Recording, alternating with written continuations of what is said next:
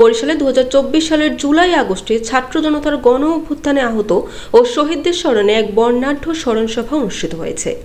শনিবার সকাল 11টায় জেলা শিল্পকলা একাডেমি মিলনায়তনে বরিশাল জেলা প্রশাসনের উদ্যোগে আয়োজিত এই স্মরণ সভা অনুষ্ঠিত হয়। অনুষ্ঠানে প্রধান অতিথি হিসেবে উপস্থিত ছিলেন বরিশাল বিভাগের কমিশনার মোহাম্মদ রায়হান কাউসার। সভাপতিত্ব করেন বরিশালের জেলা প্রশাসক ও জেলা ম্যাজিস্ট্রেট মোহাম্মদ দেলোয়ার হোসেন। বিশেষ অতিথি হিসেবে ছিলেন অতিরিক্ত DIG Barishal range Mohammad Nazmul Haque, civil surgeon doctor Maria Hasan, অতিরিক্ত পুলিশ সুপার মোহাম্মদ আলাউল হাসান এবং সেনা কর্মকর্তা মেজর হাফিজ।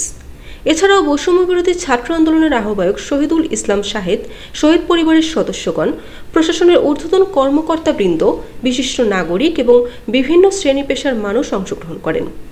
অনুষ্ঠানের সূচনা হয় শহীদদের স্মরণে 1 মিনিট নীরবতা পালনের মধ্য দিয়ে। এরপর অতিথিরা গণ অভ্যুত্থানের পটভূমি, শহীদদের আত্মত্যাগ এবং তাদের অবদানের তাৎপর্য নিয়ে বক্তব্য রাখেন।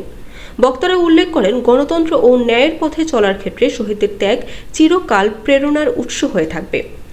বরিশালের জেলা প্রশাসক মোহাম্মদ দেলোয়ার হোসেন বলেন, এই শহীদদের আত্মত্যাগ আমাদের জন্য আলোক বর্তিতা।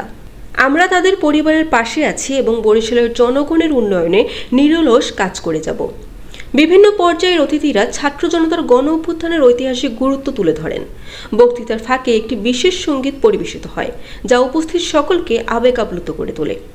2024 সালের জুলাই আগস্টের ওই আন্দোলনে বরিশাল জেলায় 30 জন শহীদ হন এবং এখন পর্যন্ত প্রাপ্ত তালিকা অনুযায়ী 262 জন আহত হয়েছেন। অনুষ্ঠানের শেষ পর্যায়ে শহীদদের আত্মার মাগফিরাত কামনায় বিশেষ দোয়া মুনাজাত করা হয়। বরিশাল.নিউজ।